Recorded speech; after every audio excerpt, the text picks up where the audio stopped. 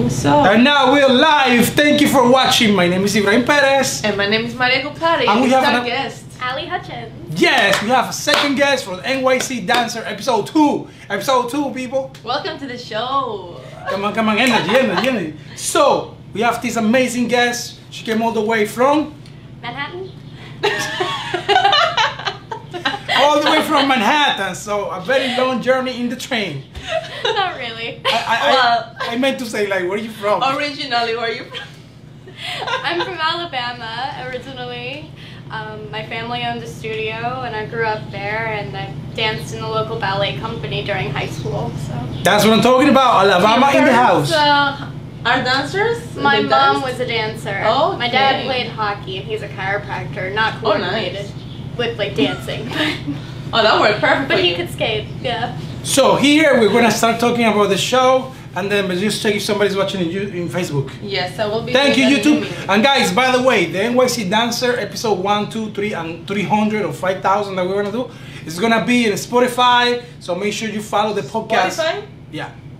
All right. But I mean, you know, we put up with the podcast, so you go there, you can listen to this crazy Spanish guy and the Cyprian girl with the amazing guest. Okay? So, first of all, before we even talk about it, is nobody there? I don't think so. Nobody's here yet. Okay, so check the sound. It's good? Well, Gotta check the sound. I think it's all good.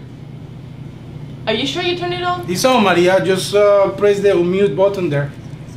All right, we are on. Okay, feedback. Shut it down. Okay, let's go, Ali. So, because we wanna be sure that you guys know our guest, so we always put a little clip together about the person that we bring. So this time it's Ali. So I'm gonna play you a little bit of clip of her dancing, so you guys get to see her, and then we get rolling with the show. Exactly. She hasn't seen it yet, so and she's gonna see it. Instagram, are you watching?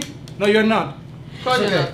Ready, set, So go. give me a second, because this thing I always get it wrong. We tried.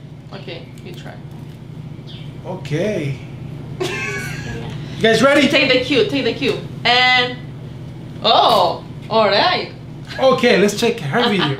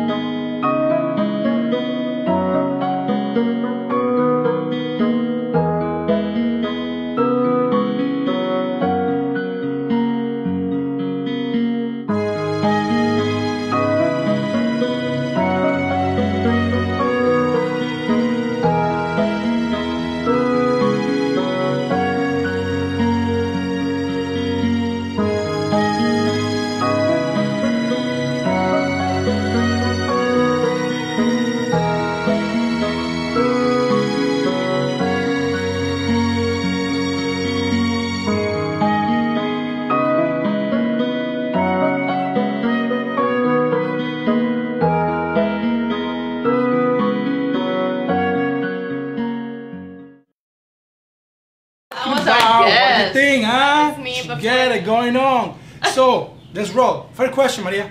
Okay, so why did you start dancing? What? Well, my mom was a dancer, my grandma was a dancer, my grandma started the studio in Alabama like 75 years ago. Wow. And so I grew up just being surrounded by dance, and I was kind of doomed. So it runs in the blood. It does. Yes, it's a dynasty of ballet dancers in the family, Alabama. I But hear then- music, I have to choreograph, it's involuntary.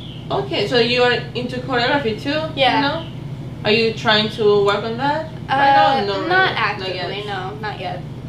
I'm gonna try to get my career off the ground She's first. trying to hustle. Okay, she's dancing though right now. Yes, Yeah. where are you dancing right now? I'm with American Liberty Ballet. It's based out of New Jersey and New York. So. Valerie, how you doing? He knows everybody. Look at that. I know Valerie. Valerie runs the school and the company. Big hello from Ibrahim Perez, Maria Kupari, and Ali. Maybe you can come over here and talk about your company. Yes, That's an open invitation. About it. Yeah, she's So, already. So when you decided to go the dancer way professionally, did you encounter any struggles or? Yeah, so the year that I wanted to move to New York, I was hit by an SUV. It came through my family's dance studio where I was sitting, and I like bounced off of it. I had to get between 40 and 50 stitches, and I lost all of the muscle on my right leg. Okay, hold on, go back. So she had an accident in her studio, and then a car hit her, and then that was pretty bad because she lost all movement. That's what you're saying, right? Muscle, yeah. So, oh my God. I couldn't really bend my right leg very much for a while, and then it took maybe four months before I could jump because my physical therapist said all of your body weight is going on a muscle, a leg that doesn't have muscle on it. Wow. So you could like really seriously injure, tear. Did you ever think that you'd be able to dance again? I was really concerned. There were a lot of days where I would come home from the studio crying where I couldn't do what I used to do anymore. I couldn't really turn out my legs properly. It felt like I was just struggling the whole time because I couldn't really see where I would get back to where this is really helpful. It's okay, yes. Okay. Yeah, I think it's one of the hardest things for dancers, to think that you might not be able to ever do the things that you do or you used to do. Yeah, because our life depends on our bodies. Yeah. So I was lucky nothing broke. It was just really bad scarring. So.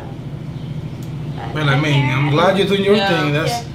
You see, guys, that's what we want to do this show, because these are things that you need to hear from people. People only in the ballet world, in the dance world, they just hear about the big stars, but the people that are actually trying to do it, trying to make it, getting every day, doing the classes, getting a job, trying to pay for the classes, and then on top of that audition, and then they charge you the money for the audition, and then, And then you have to go through injuries, and then... And accidents, on top of all of that, you gotta have like this courage and desire to continue, carry on with this dream. So for me, you are a champion. Yes, I agree. Okay? So, and because she just told us that she had another accident later. She told me that in the train. So last summer at my work, I fell down a flight of stairs and I broke my tailbone. I had a whiplash injury in my neck, and I decided to really focus on my placement and alignment, because the second I knew I was like not jumping or I wasn't aligned properly, I felt it in my neck. So I took the time, I've been taking the time to rework my turnout. Take care of yourself. I got a question for you. Because I want to keep dancing for a long time. After all of this that you went through,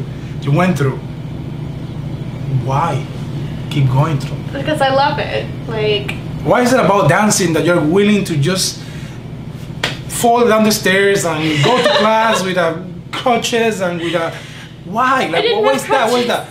I'm sorry.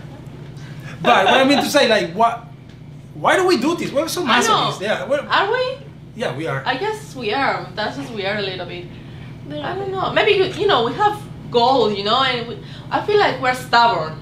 Yeah, right? You put so much work into it. It's like, okay, I'm not stopping now just because this happened to me. I have to not only get back to where I was, but I have to be better than before the injury. Yeah. Otherwise, it feels like you just for quit. nothing. Yeah. Because, especially in my case, I only have a GED. So a what? A GED, a General Equivalency Diploma. Okay. I was homeschooled for high school, and that was the route that I chose to. Yeah, but you're not the only one. 99% of dancers do that in There's a lot school. of dancers, yeah. Because, if you are in a conservatory and then you get education through the ballet school too. But normally, I think the people in the US, the girls, a lot of them are like homeschool. Yeah, my family owned the studio, so I was always there, and then I would go to Mobile Ballet and. So what's the name of your mother's studio? Sheffield School of the Dance. Exactly, people, Alabama. So if you want to dance, go check out that studio. Roll Tide. Okay? It's running in the family. So let me ask you something. Will you be running that studio in the future? Oh, I have no idea. Maybe. I don't know where I'm going to be in the future, because, it would be nice to go back and teach in Alabama, but it's also Alabama, and I never really got my driver's license. It's okay, we don't drive either. It's okay. I was afraid to. The year It wasn't just the year I was going to move to New York. It was the summer I was going to get my driver's license, and I got hit by a car, traumatized, and I was not. I don't trust people. I don't trust people in cars. Yeah, it's just the fear that's there with you. But maybe in the future, you know, after you've done everything you wanted to do in New York, maybe you'll go back and maybe choreograph there. Maybe you open I don't know. Do you want to have your own company or something? Maybe. I'll see where I end up. Okay. So Ali, what is the dream job? Dream job. Yes. Oh no, I'm gonna be crazy if I talk about the dream job. It's okay. What is the dream job? What is like the dream job? That would be my dream, man. The dream is the Metropolitan Opera House. Will that happen? I have no idea. That could happen. I mean, it is possible. You got two choices to dance in that place. First choice, the American Ballet Theater. So you join that company and you get to dance. The second choice, to actually dance for the Met Opera. Yes. In which is a little bit more doable. Yes. Because they're still open to audition for people. Yeah. You might not be dancing the classical repertoire, but you get dance some of the choreography that they do for the opera. Right. So it's totally doable. I thought you were gonna say Opera de Paris and all of that, so but it's doable. It is doable. Maybe getting maybe supernumerary. Maybe. But if you go through ABT, I don't think, because those people that are just there from the school and they go to the company, so probably with the Mets, right? Probably. Hey, look, I got a different mindset. You know, a stage is a stage. I used to say to myself, like, my dream was to dance for the American Ballet Theater, like every Latin dancer ever. Oh, ABT. No disrespect, ABT, but I was wrong. Because after you get older, you go through life, you know, in New York City, and you have to like think it twice if you want to buy a cup of coffee, because you gotta buy shoes or because you gotta pay rent. You're like, I don't really want to dance for the American Ballet Theater or for the Royal Ballet. My dream is, I just want to dance. And that's what I realized when I was like older, like, you know. A stage is a stage, in my opinion, and as long as I can perform and just share what I love to do, I'm happy. So that's wonderful, you know. That's why we do it. I think a lot of kids out there, I always ask, what's your dream? The first thing they say, my dream is to dance with, but nobody says, my dream is just to dance. And they'll get to that when they get older, okay? Anyway, so next question, Maria, what you got? Next question. Well, you caught me a little bit off guard and I was so mesmerized with a little what? You caught me off guard. Oh, caught you off guard. Sorry, my English. Is anybody you want to say hello? Oh, yeah, no, the people you want to thank. Maybe some people that you want to thank. Your teachers, your mother. My mama. Thanks, Mom, for everything. She taught me a lot. Thanks to Valerie for taking me in American Liberty Ballet. It's a really good community of people there. It's not toxic. So that's great. I'm happy with the community. So, Valerie, keep up the good work, girl. You're giving people opportunity, and you're making difference in people. You know, you're offering things that not many people do. Yeah. And that's wonderful. And I don't know you. I don't know your company. Valerie, Maria Valerie. Hi, Valerie, but she sounds very happy, so I'm glad you make some environment that is possible for dancers to feel safe and don't feel so competitive. That's what you mean, right? Yeah. Good job, Valerie. So, what are your heroes in dance? Or in life? My mama. That's it, mama. What's your name of your mother? Teresa. Miss Teresa. Hutchins. Nice to meet you. Wonderful, wonderful artist. We have a surprise, mama. We have a surprise? She's gonna be part of one of our dance. Yes. Oh, yeah. Stay tuned. Stay tuned. You probably never seen us before. My name is Ibrahim. My name is Maria. So, nice to meet you, Miss Teresa. I'm sorry, my Spanish is bad. I hope your Spanish is bad? I mean, my English. I hope you don't get offended because I called you Miss Teresa. Teresa. She's Italian. It doesn't matter. Teresa, nice to meet you. So yes, we wanna bring your girl, your beautiful daughter, be part of our little kind of movie we're making. It's gonna be great. You're gonna like it a lot. Maybe one more thing. Maybe tell us one fun fact about you. Fun fact. Yes, that's a good question. Thank you. That's nice. Fun fact about Ali. Usually my fun fact is that I've been hit by a car. I mean, that's crazy. You survive and you're here to tell the tale. I guess it's a fun fact. You know what I mean? I'm gonna tell something. I'm sorry. I'm gonna cut you right now. I'm gonna say something. This girl right here is an example. You know why? Because a lot of dancers out there, they complain about everything.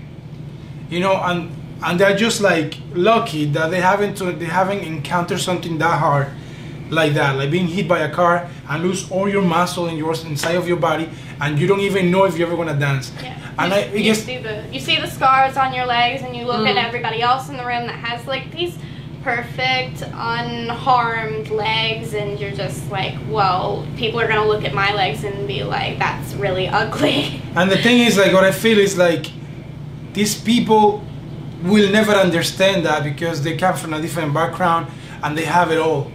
You know, it's different when it's something that's you love. When it's almost taken away from you, then you really know how much you love it. Mm-hmm. You're a champion. You changed my mind. You fight to get it back. I complain about my toe because you know, I gotta do physical therapy, the injury and all of that. That is true. Yeah, he complains about his toe. What happened to your toe? I got a surgery. Oh. They have to remove some bone there, but you came back from an accident that could be really bad. Was really bad, but actually, you know, you couldn't be here. That's like you survive it, and on top of that, like you getting up every day, getting together to your team, dancing, and working hard to pursue what you love. And that, for me, you got my respect forever. Thank you. Don't cry. I'm not gonna cry. I'm good. Okay, you got my respect, and I want to bring things like that to you guys because I feel like I think it's important to listen to that. I feel ballet's too toxic with the same thing, you know, like. Not that. I feel like ballet seems to be too perfect. You know, you have this idea that everything needs to be perfect, like, but no, it's part of life. You know, you have to go through things that you probably never imagined you have to, but you have to keep going. And I'm sure Ali probably see life very different after. Exactly. Very, yeah. Yeah, you know, like when you're confronted with things like this, I've never been into a position that is like my life. Me neither, yeah. But when I was in a hospital, being ready to be open, I remember that. So you know, but I also was questioning, like, will I be able to be the same guy? Will I be able to dance the same way? It's all these questions that hit you. For you guys out there, you know, if you got everything going on for you, you know, be thankful because things can change in a second like that. She was sitting in her studio. I was collecting tuition. It was a children's dance class happening. My mom was teaching, and you know, I only heard the sound of the motor where he hit the gas. He was what was happening. There was the parking lot across the street for the post office, and our dance studio was in the shopping center across the street, and it was a busy street. It was by the college, and so I just thought, oh, somebody's on their motorcycle just like speeding down the highway. But then the next thing I knew it, I was just bombarded by debris, and I was lucky that I was sitting on one of those exercise balls. So instead of going with the car, I bounced off of it, and I was the only person that called 911. I didn't even know that I was just covered in blood. Sorry. Oh my god. I didn't know until somebody ran up behind me and they were like gesturing to my legs like, ah! And I'm like, what? I'm on the phone with 911. They hang up with me on the first try, and I called them yourself? Again. Yeah, I brought my phone with me, and this guy comes up to me and he's like, your legs, and I look down and I'm like, oh no, that's not good. It didn't feel real. You didn't feel it right away. It didn't feel real. I didn't feel anything. I didn't feel anything until the next day. It was really painful. Like in the drugstore, like they closed by the time I got out of the hospital, so I didn't get any of the antibiotics to prevent infection or my painkillers to keep the swelling down. And so I just woke up. I couldn't fall asleep that night. It was. You're a weird. Oh my god, I'm shocked. I don't care. I don't care if you ever dance in the man. To be honest with you, I don't care if you ever make it to Paris Opera Ballet, Rio Ballet. It doesn't matter. That shit don't matter. You're a survivor, girl. You are like a champion. And if I was you, I'd use that talent you got and I put that story you told me into dance. Maybe one of these days. I'm saying seriously, like it's just hard to hear because you know you picture it, oh my and then God. we are dancers, so you know we cannot feel your pain because we are the same.